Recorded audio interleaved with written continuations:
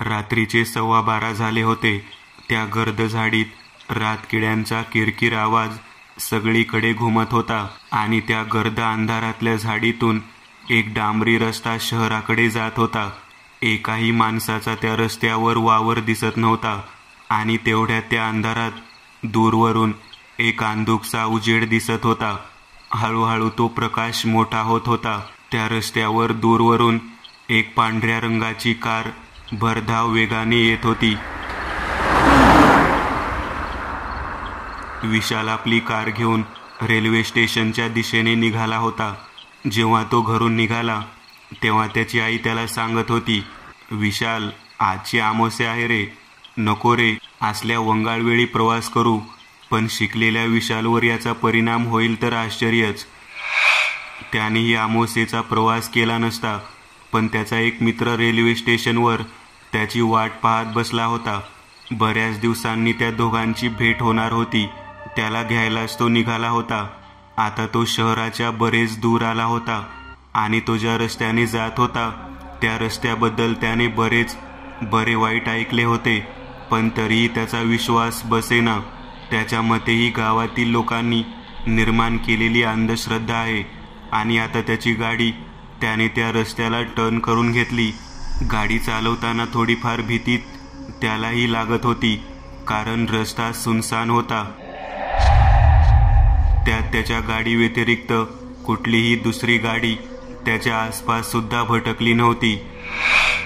गाडीच्या हेडलाईट जिथपर्यंत जात होता तेवढाच रस्ता त्याला दिसत होता आणि त्यात त्याचे लक्ष नेहमी समोरच्या त्या आरशात जायचे, ज्यामध्ये मागच्या बाजूने त्या खाली सीट त्याच्या नजरेत येत होत्या.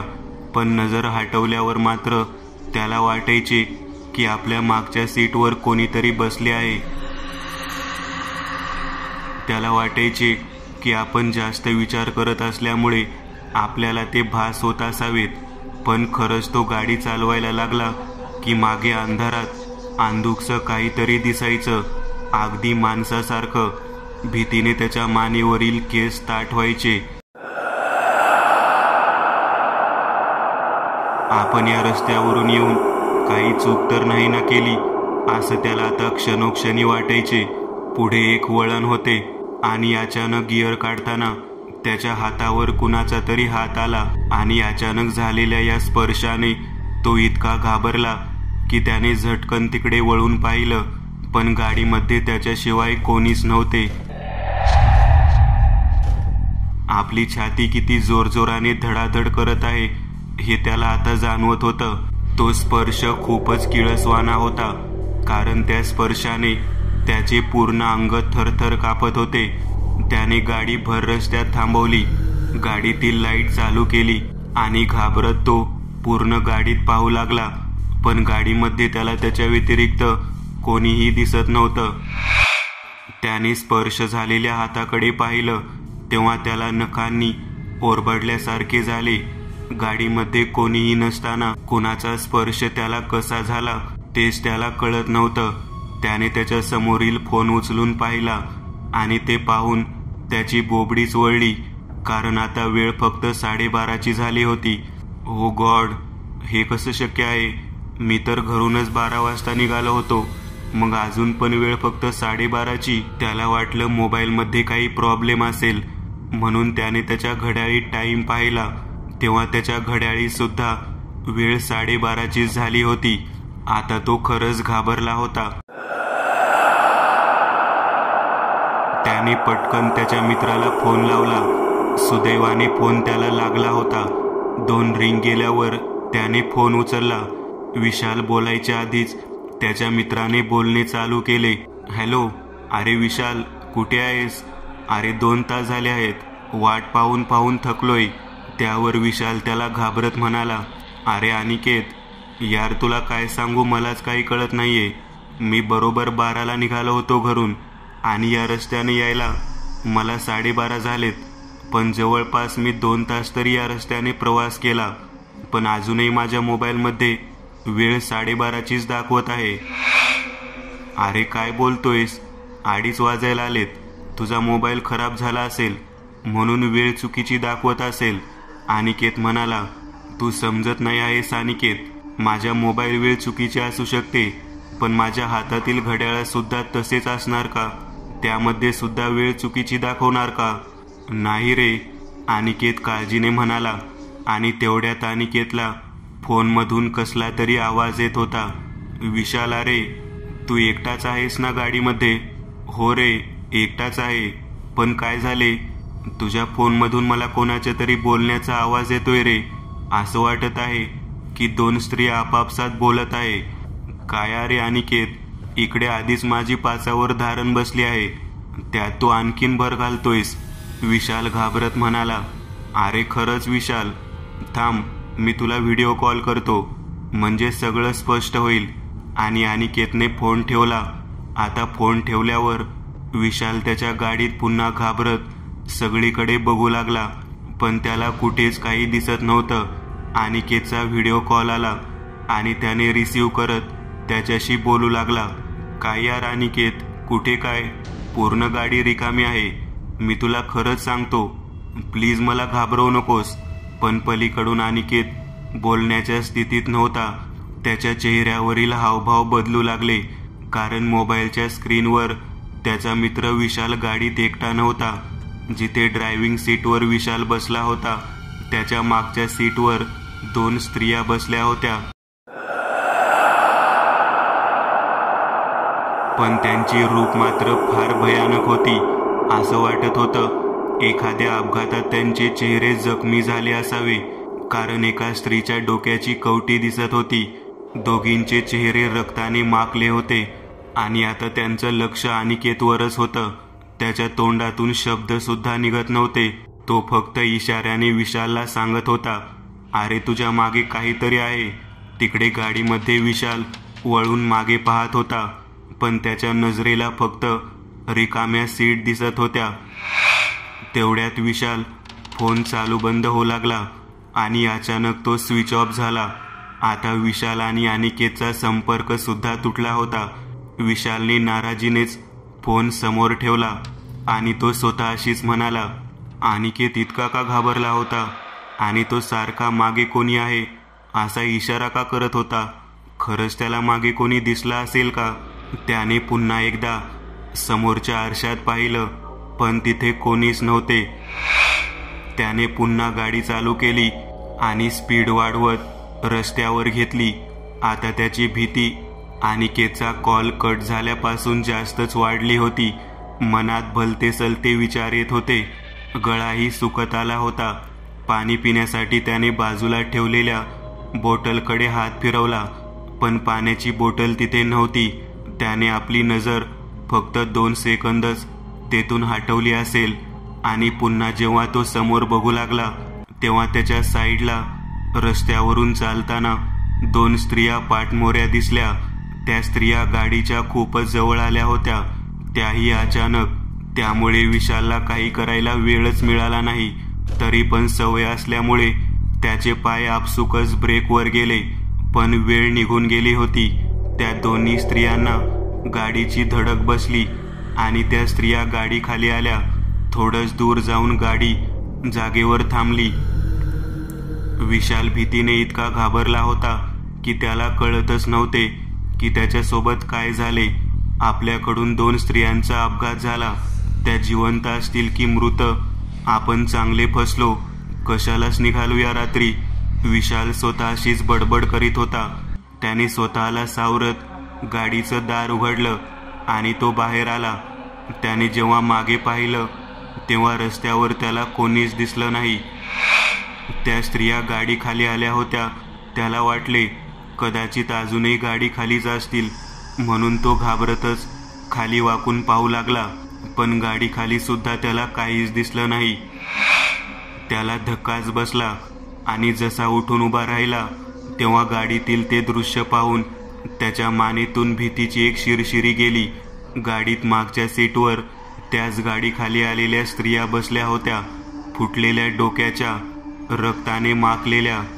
त्या एकमेकांसोबत काहीतरी बोलत होत्या आणि आता त्यांची ती भयानक आवाजातील बडबड विशालला स्पष्ट ऐकू येत होती. तो जोराने किंचाळला आणि जिकडे रस्ता मिळेल तिकडे धावत पळत सुटला.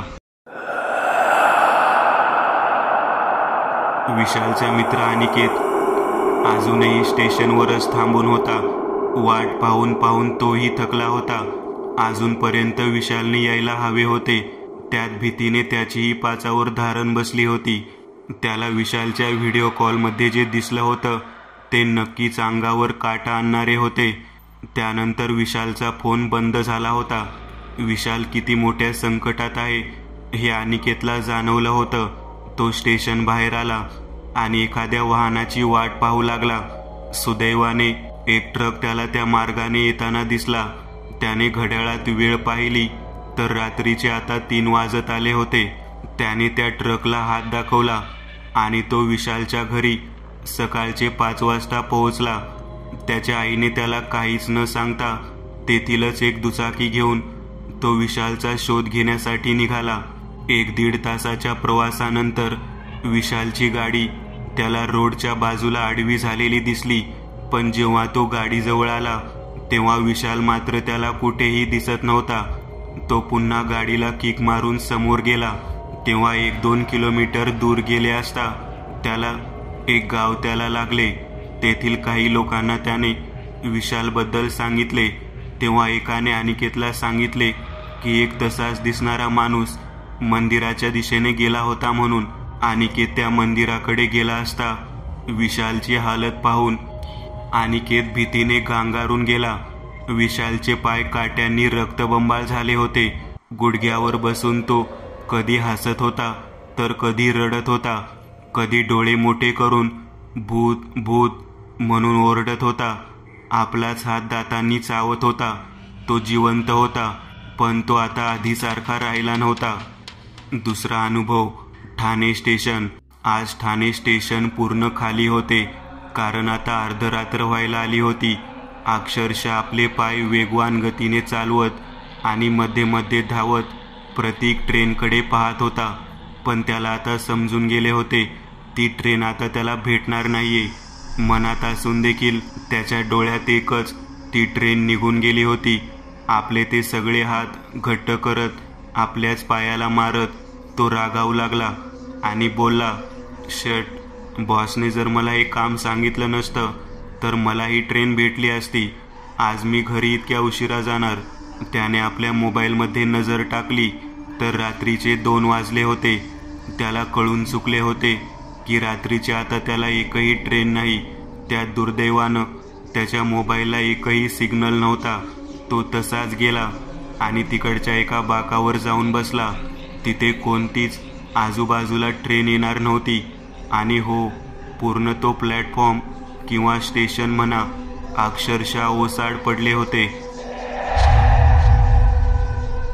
तिथे कोणीही नव्हते आणि थंडीचे ते दिवस होते. प्रतीकला ती रात्र तिकडे काढायला लागणार होती. तो तसाच बसला पण त्या क्षणी कुणाच्या तरी चालण्याचा आवाज येऊ लागला होता. अक्षरशः एक 30 वर्षाची मुलगी त्याच्या मागून येत होती.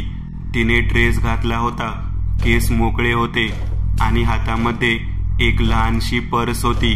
ती तशीच घेऊन प्रतीकच्याच बाजूला बसली आणि त्यांनी प्रतीकला प्रश्न विचारला, इथून शेवटची ट्रेन कधी आहे? आणि प्रतीकने सांगितले, काय सांगू तुम्हाला, आताच माझ्या डोळ्यादेखत ती ट्रेन गेली. आता पुढची ट्रेन नाहीये. तुम्हाला पण माझ्यासारखंच आजची रात्र येथेच काढावी लागेल. एवढे मात्र तिने ऐकलं आणि ती हसू लागली. हो का, बघू ना, कोणती तरी ट्रेन नक्कीच येईल. असं बोलताच प्रतीकने तिला विचारलं, का हो, असे का बोलत आहे तुम्ही?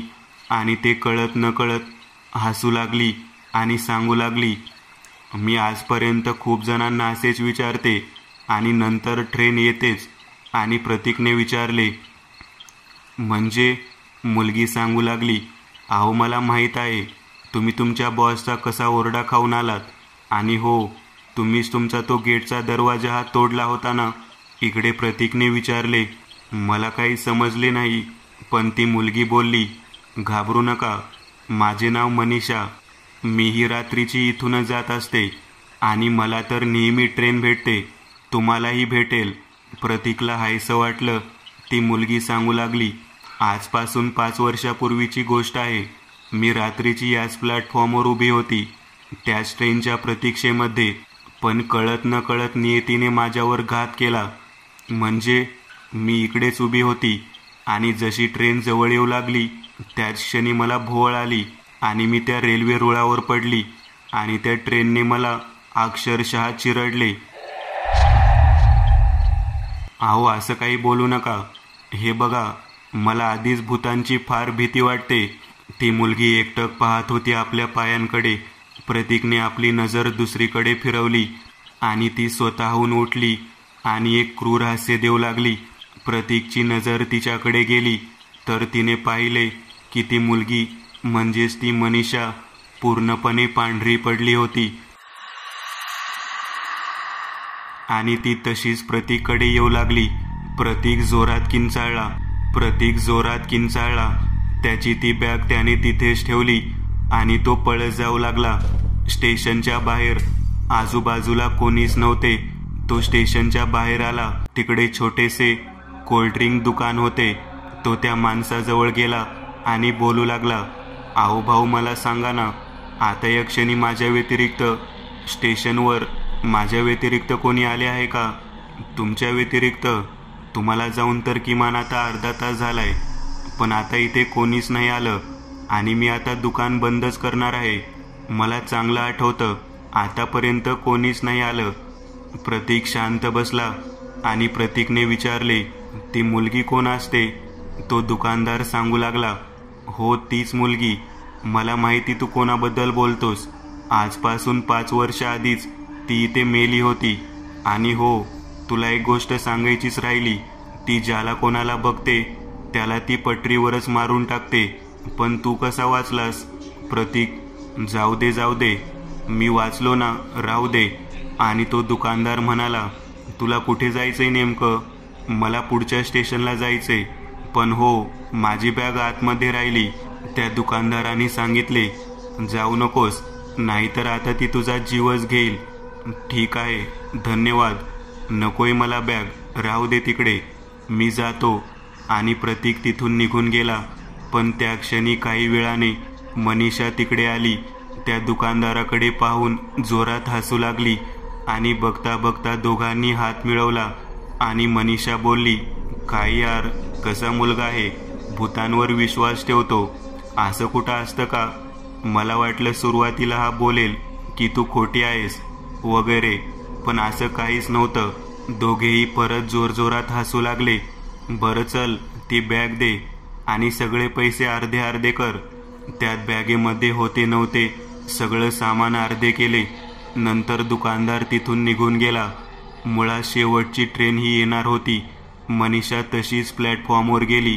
प्लॅटफॉर्मवर जाताच तिने आपल्या मैत्रिणीला विचारले, काय गये, तुमची ट्रेन अजूनपर्यंत आलेली नाहीये, कधीपर्यंत येईल? आणि त्या मैत्रिणीने सांगितले, माहीत नाही ग. काय यार, आज माझा 10वा दिवस. आज डेअरिंग करून शेवटी एक बकरा मला भेटलाच, तोही पहिला बकरा. ती मोठमोठ्याने हसू लागली होती. त्या स्टेशनवर फक्त तेजसच्या हसण्याचा आवाज आणि ती पूर्णपणे एकटीच होती. पण अचानकपणे बुटांचा आवाज तिला येऊ लागला आणि तो आवाज ऐकताच तिने फोन ठेवला आणि तिची नजर त्या आवाजाकडे गेली, पण तिला कोणीच दिसत नव्हते.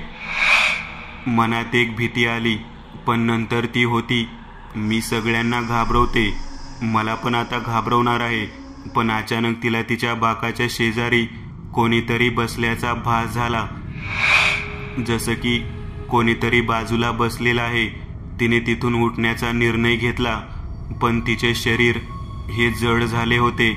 तिला उठता देखील येत नव्हते.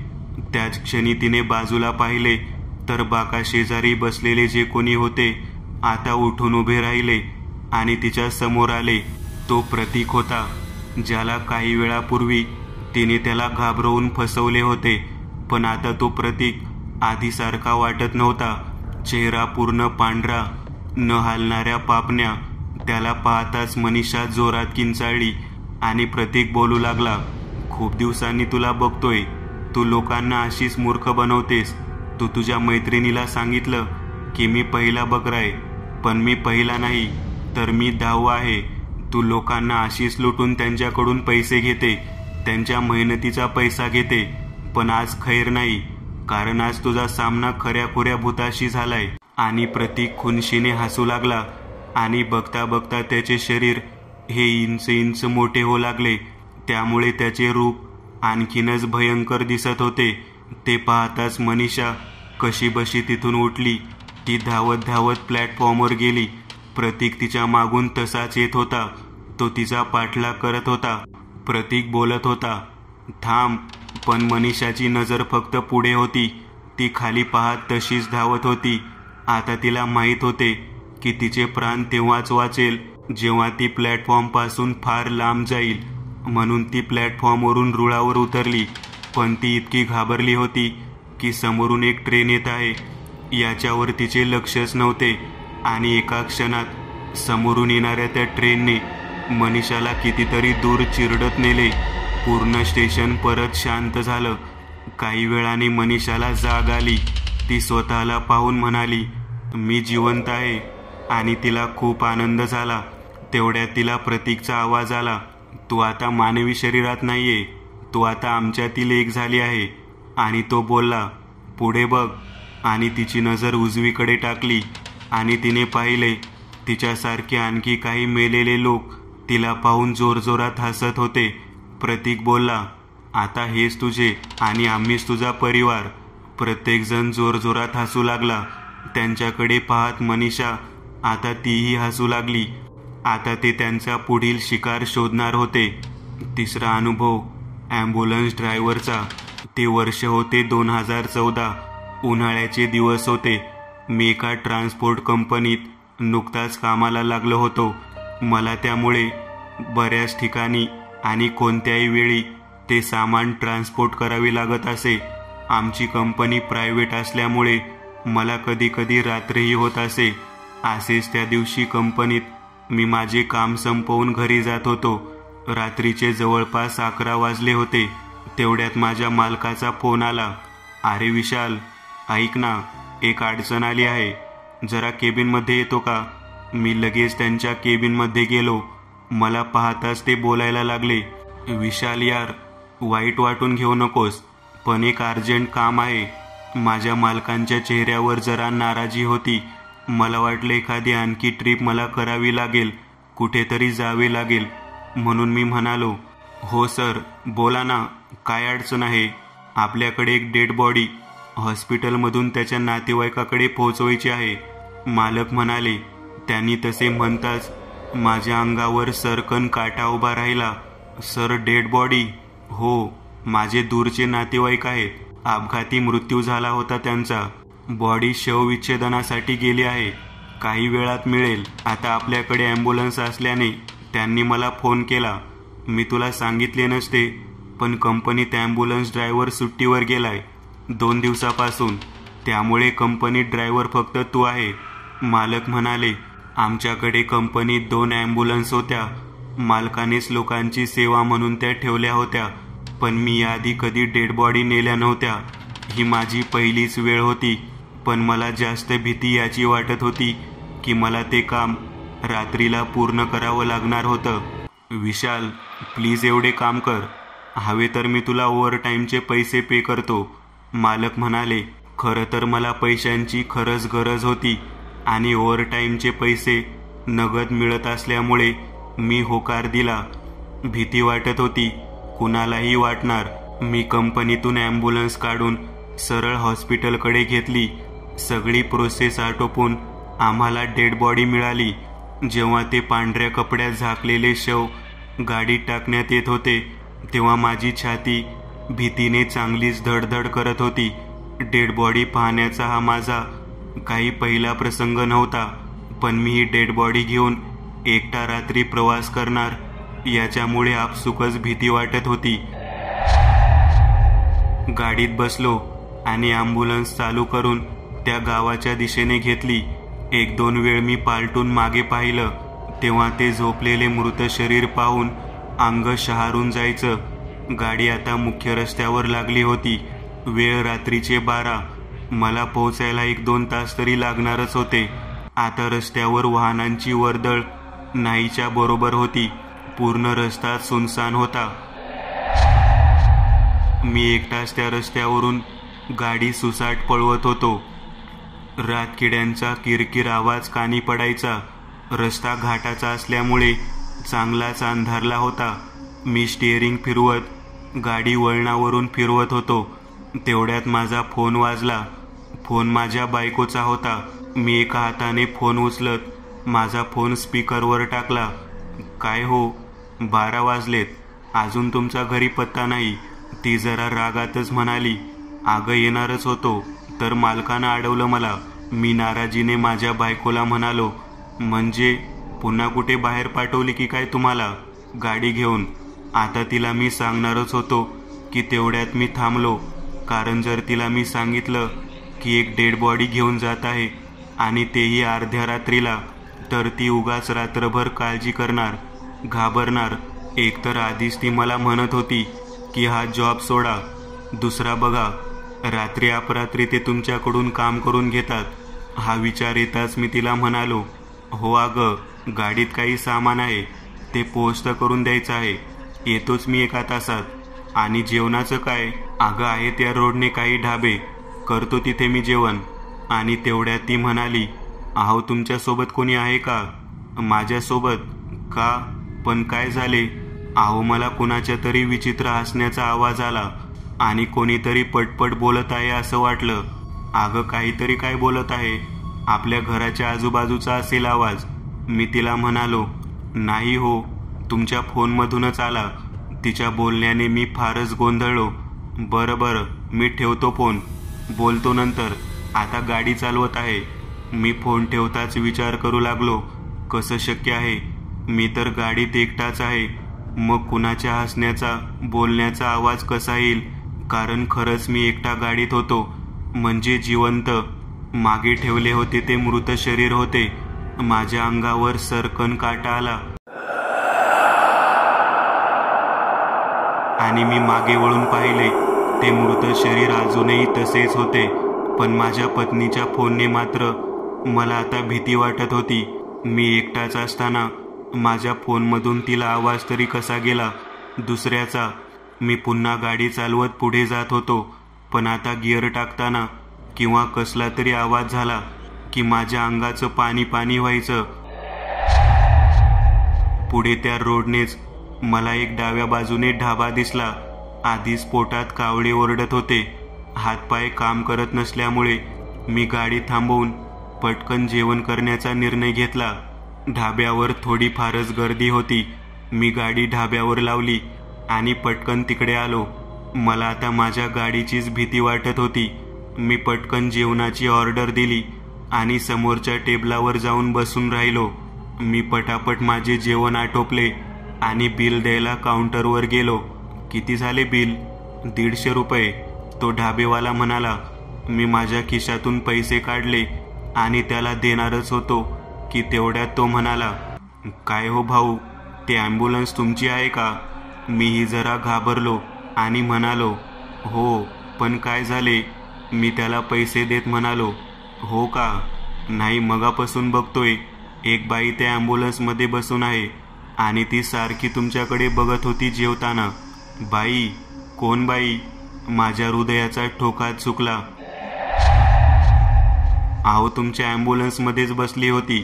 त्याने पुन्हा ॲम्ब्युलन्सकडे पाहिलं तेव्हा तिथे कोणीच नव्हतं.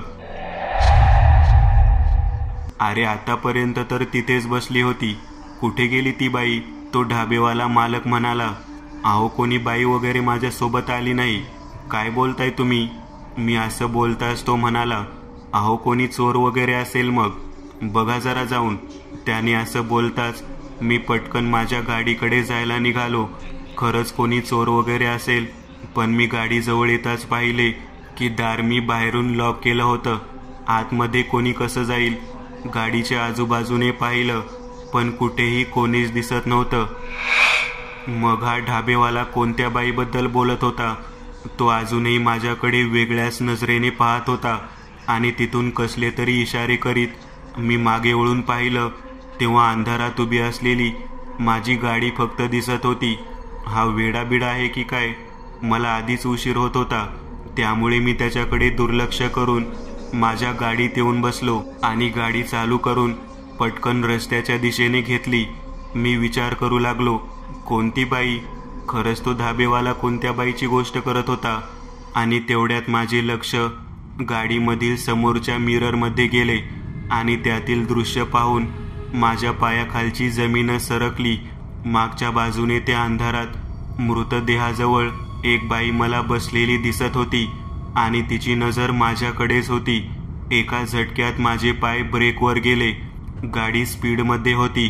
गाडीचे चाक रोडला घासण्याचा आवाज झाला आणि जवळपास गाडी रोडच्या खालीच उतरली, कारण तो धक्काच मला अनपेक्षित होता. एका क्षणी वाटलं मला अटॅक आला की काय.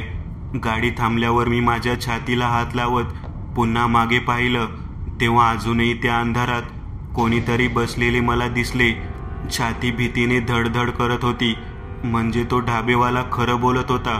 माझ्या गाडीमध्ये कोणीतरी अनोळखी बाई बसली होती, पण ती कोण होती आणि ती मागे कशी चढली ते मात्र मला समजत नव्हते. मी स्वतःला सावरत गाडीतून खाली उतरलो आणि मागच्या बाजूने मला चांगलं आठवत होतं की मी मागचा दरवाजा लॉक केलेला होता. मग ती बाई मागच्या बाजूने आतमध्ये कशी चढली? तो दरवाजा उघडताना माझ्या मनात ते विचार चालू होते आणि मग तो मागचा दरवाजा मी उघडला. आता अंधारात सुद्धा मला ते पांढऱ्या कपड्यातील प्रेत दिसत होते आणि त्याच्या बाजूने बसलेली ती बाई सुद्धा. तिच्या अंगातील ती लाल साडी मला अंधारातही दिसत होती आणि तिचा तो चेहरा, तिचे विचित्र पाहणे सुद्धा मला दिसत होते. मी हिम्मत करून तिला म्हणालो, ओ बाई, कोण तुम्ही आणि इथे काय करत आहात? उतरा गाडीतून. माझे बोलणे होताच ती उठली आणि माझ्याकडे चालत आली. आता मी तिला पहिल्यांदाच पाहत होतो. तिच्या चेहऱ्यावर एक विचित्र प्रकारचे हास्य होते. पायात चप्पल असे काहीच नव्हते, पण तिची साडी मात्र नवीन दिसत होती. हातात हिरव्या बांगड्या. मला सोडाल का तिथे? हां, कुठे? आणि मी तुम्हाला कशाला सोडू? तिथेच जिथे तुम्ही हे घेऊन जात आहात. मला वाटले ही बाई कोणी वेडी वगैरे आहे, कारण ती एका प्रेताजवळ अंधारात बसली होती. किती विचित्र आणि भयानक गोष्ट. कारण असे एकतर कोणी वेडा करू शकतो, नाहीतर एखादे. मी माझे विचार तेथेच थांबवले, कारण मला पुढचा विचार इथे या भयानक अंधारात करायचा नव्हता. बाई, तुम्हाला माहीत तरी आहे का तुम्ही आतापर्यंत कोणाजवळ बसला होता? तर मी त्या प्रेताकडे पाहत म्हणालो. तिनेही त्या प्रेताकडे पाहिले आणि ती म्हणाली, हो माहीत आहे, प्रेताजवळ बसली आहे. मग त्यात घाबरण्यासारखे काय आहे? सगळेच मरतात की, तुम्ही सुद्धा मराल.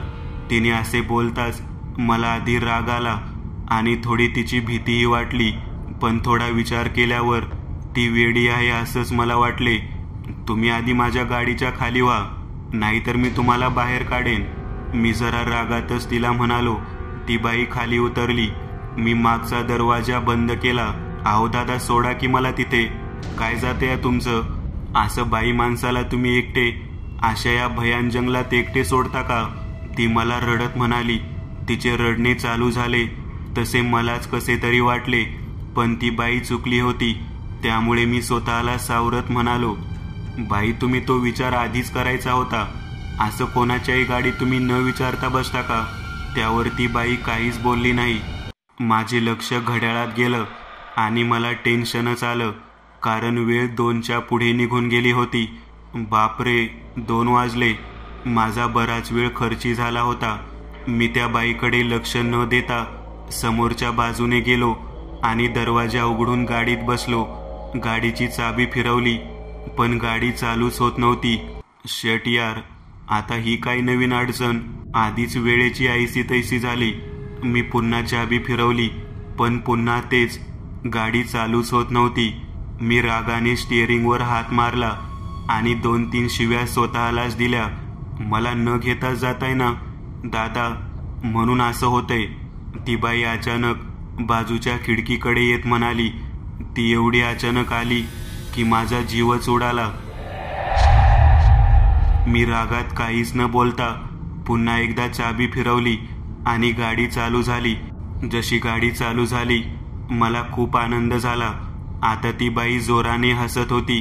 मी त्या बाईकडे दुर्लक्ष करत गिअर टाकत गाडी पुढे घेतली आणि रोडवर चालवायला घेतली. ती वेडी बाई कुठे आहे म्हणून मी साईडच्या मिररमध्ये पाहिले तेव्हा ती बाई त्या जागेवर नव्हतीच. माझ्या पोटात पुन्हा गोळा उठला, कारण मला गाडी काढून तेथून काहीच सेकंद झाली होती. मग ती बाई अचानक एवढ्या लवकर गेली तरी कुठे?